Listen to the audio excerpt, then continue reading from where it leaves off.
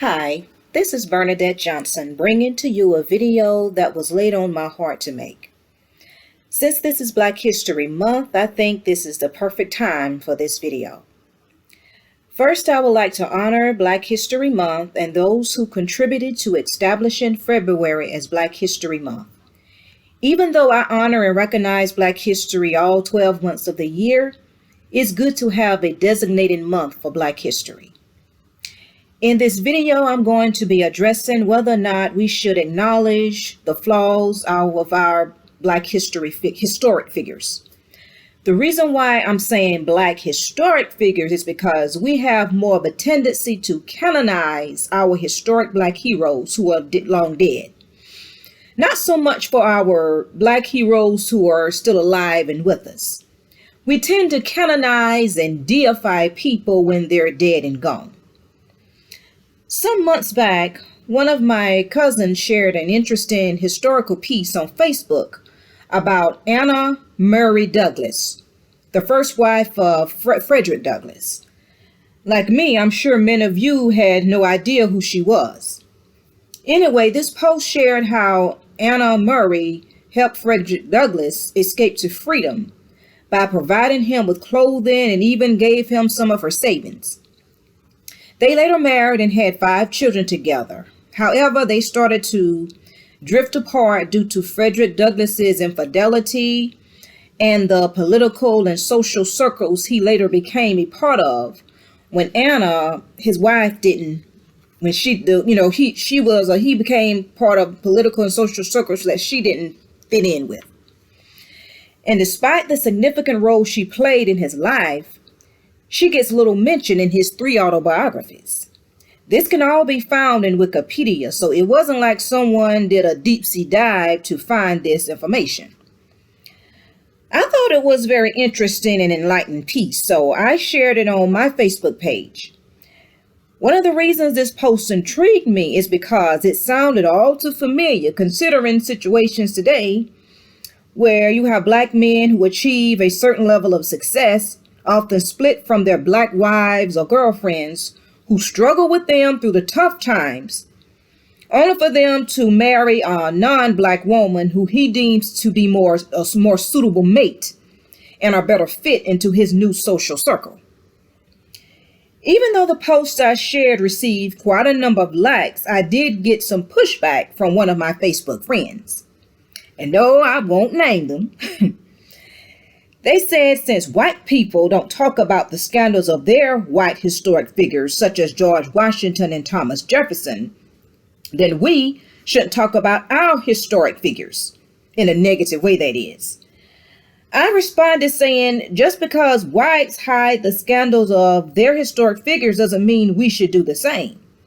I said it doesn't serve us to do this. And I added that our Black heroes of the past were flawed, and acknowledging these flaws, doesn't diminish their greatness and their contributions to our welfare as a people. But they held to their stance, this Facebook friend held to their stance, saying, we shouldn't admit that our past heroes have flaws simply because white people don't acknowledge the flaws of theirs. They went on to compare this to hiding dark family secrets. At that point, I just dropped it. I ended the discussion. But look, you can't compare family who are ordinary citizens to a larger-than-life figure like Frederick Douglass. A certain degree of transparency comes along with being a public figure, and they are not afforded the same degree of privacy as ordinary people. When you're in the limelight, your entire life is on display. Even the things you don't want on display.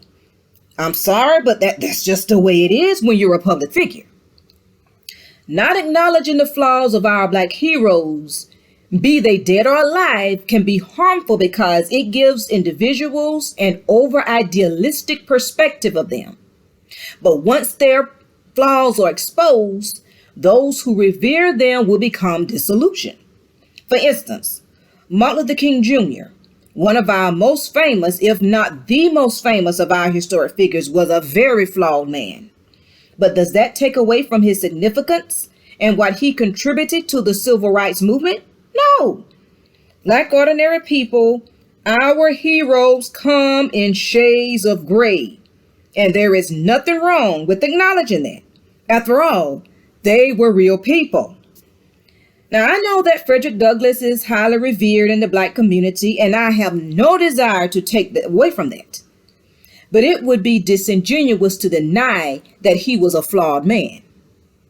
Also, I believe this friend on Facebook was triggered because this post spoke critically of a Black man while uplifting a Black woman. I'm guessing they were thinking the piece didn't have to uplift Anna Murray Douglass by throwing shade on Frederick Douglass. But the piece was simply given a realistic narrative where it shared both the good and bad. In circles like mine, it's common to get met with pushback on social media when addressing issues with Black men. The main argument is everyone is against the Black man. Or isn't the media demonizing Black men enough? I am well aware of all of that and the injustice we as Black people face. And of course, I'm aware that the hammer of injustice often comes down harder on Black men. But that's because they're male. This shouldn't come as a surprise because during conquest, it's mainly the men who were killed because they pose the biggest threat. Historically, it was men who primarily made up the warrior class, and therefore they were the first line of defense. So please don't let anyone manipulate you and try to shut you down with that everyone is against the Black man argument, because that does not exempt Black men from accountability or the damage they are doing to their own communities. We can talk about police brutality and shootings of unarmed Black men all day long, but the statistics don't come close to the rate Black men kill other Black men, or even the rate which Black men kill other Black women. According to statistics, a Black female is murdered every 6 to 5.5 hours in the United States. And in the vast majority of these cases, they are murdered by Black men. I don't think a day goes by and I not read a new story of a Black woman here in the United States getting murdered. But back to the subject on hand. No, we shouldn't deny the flaws of our Black heroes of the past because white people don't acknowledge and try to hide the scandals attached to their historic figures. In due time, it all comes out anyway.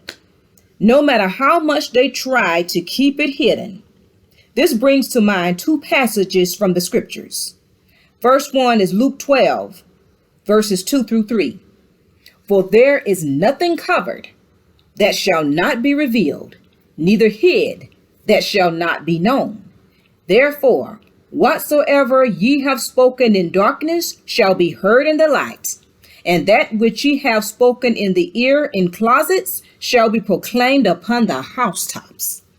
And the next one is 2 Corinthians 10, verse 12.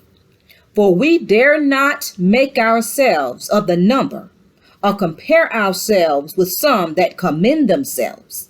But they, measuring themselves by themselves and comparing themselves among themselves, are not wise. In other words, we shouldn't be comparing ourselves to white people.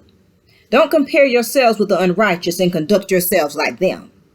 Yes, we love and admire those who paved the way for us and the tremendous sacrifices they made.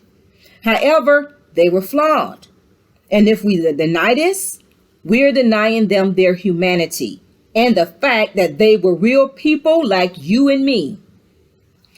If we refuse to admit that our Black heroes had flaws, then we are no better than the people who oppress us. Please like and share this video. Thank you for watching.